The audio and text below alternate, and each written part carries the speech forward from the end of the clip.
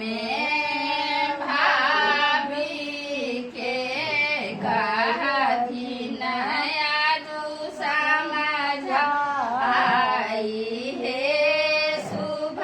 पावन दिन में ननदी उलहन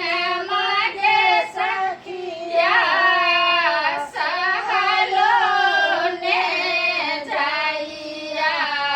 हे शुभ पावन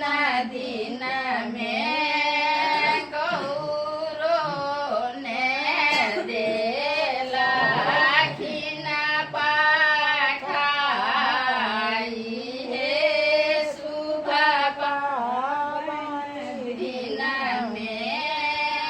फूलो ने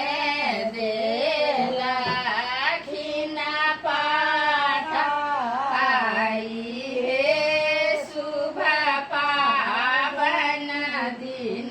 में।